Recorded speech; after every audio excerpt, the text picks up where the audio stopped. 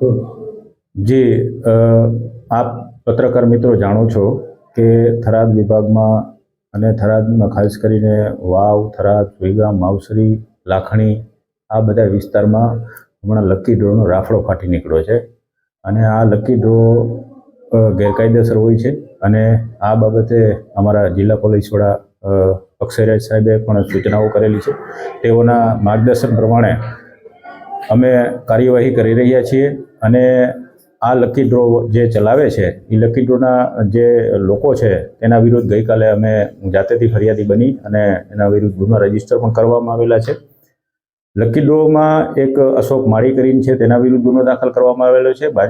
બાકીના એક જગદીશ સાધુ અને તેના સાગરીતો 5 જણા છે તેના વિરુદ્ધ પણ ગુનો દાખલ કરવામાં આવેલો છે। આ બાબતે જાહેર જનતાને મારી નમ્ર અપીલ છે કે આ તદ્દન ગેરકાયદેસર વસ્તુ છે અને આ લોકો તમારા રૂપિયા જે છે એ લલચાવી ફોસલાવી અને પોતે ટિકિટના નામે લઈ લે છે અને પછી આ લોકો એવું કરે છે કે જે ખરેખર ગેરકાયદેસર છે। આ લોકો શું કરે છે કે મતલબ તમારી ટિકિટ હોય તો 1000 ટિકિટ હોય તો એની સામે 5000 ટિકિટ પોતાની નાખી દે છે એટલે તમને કોઈ સંજોગોમાં તમને ક્યારેય ઇનામ મળવાનું નથી।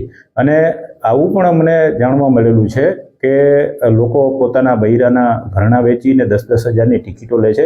માટે જાહેર જનતાને નમ્ર અપીલ છે કે આવા લકી ડ્રો પાછળ પોતાનો પૈસા વેડફે નહીં અને આ લકી ડ્રોમાં એ લોકો એટલા ચાલાક હોય છે અને એટલી છેતરપિંડી કરતા હોય છે કે તમને કોઈ સંજોગોમાં તમને ઇનામ ના આપવા દે એવું જાણવા મળેલ છે। લોકો 1000 ટિકિટોની સામે 5-5 હજાર પોતાની ટિકિટો નાખી દે છે અને જે ડ્રોની જે કરવાની સિસ્ટમ હોય છે એમાં પણ છેડછાડ કરે છે।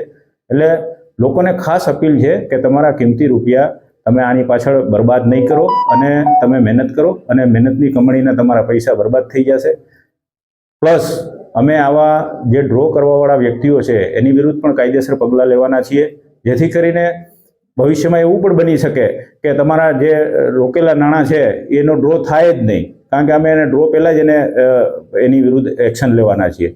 એટલે અમારા જિલ્લા પોલીસ વડા અક્ષયરાજ સાહેબે અમને સ્પષ્ટ સૂચના આપી લીધી કે આવી ગેરકાયદેસર પ્રવૃત્તિઓ કોઈપણ સંજોગોમાં ચલાવી લેવાય નહીં અને કડકમાં કડક હાથે કાર્યવાહી કરવામાં આવશે। ઇવન સંગઠિત અપરાધની કલમો તળે પણ આ ગુના રજીસ્ટર થયેલા છે।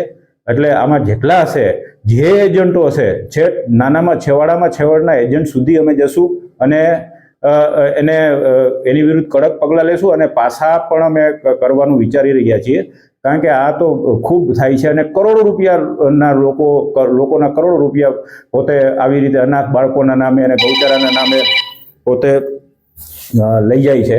એટલે આ પત્રકાર મિત્રોના માધ્યમથી હું જાહેર જનતાને એક વિનંતી કરું છું કે આવા લકી ડ્રોમાં પોતાના નાણાં વેડફે નહીં અને આ એક બરબાદ કરી દેવા માટેની વસ્તુ છે। તમને કોઈ ઇનામ લાગવાની શક્યતાઓ જ નથી કારણ કે એ લોકો એટલી છેતરપિંડી કરતા હોય છે કે ઇનામ લાગવાના ચાન્સીસ બહુ ઓછા હોય છે। તમે જાણો છો કે એટલી હદે આ લોકો મતલબ ગેરકાયદેસર કરતા હોય છે કે 25-25 લાખ રૂપિયા રોકડા આપે છે। રોકડા કેવી રીતે હોઈ શકે?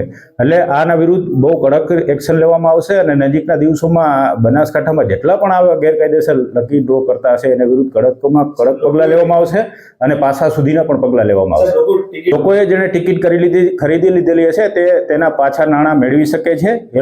જે લોકો પાસેથી જેની પાસેથી ટિકિટ લીધી એની પાસેથી પાછા નાણાં મેળવી લો અને જો આ લોકો પાછા નાણાં ના આપે તો પણ તમે પોલીસ સ્ટેશનમાં આવીને એના વિરુદ્ધ ફરિયાદ કરી શકો છો। એટલે એ પણ વિનંતી છે કે તમે તમારા પાછા નાણાં લઈ લેજો જેથી કરીને તમારા રૂપિયા વેડફાય નહીં। કેટલા ડ્રો ઉપર કાર્યવાહી કરવામાં આવી છે અને બીજા અત્યારે હાલની પરિસ્થિતિ પ્રમાણે અત્યારે 2 ડ્રો વાળા ઉપર મેં ગુના દાખલ કરાવેલા જાતેથી અને બીજા એવા મારી પાસે હજી 4 લોકો છે 4 ડ્રો વાળા છે કે જેના વિરુદ્ધ અત્યારે મારી તપાસ ચાલી રહી છે અને આના વિરુદ્ધ પણ કાયદેસર પગલાં લેવામાં આવશે। હા, અત્યારે એની તપાસ પોલીસ ઇન્સ્પેક્ટર થરાદ ચલાવી રહ્યા છે અને એની ટૂંક સમયમાં અટક થશે।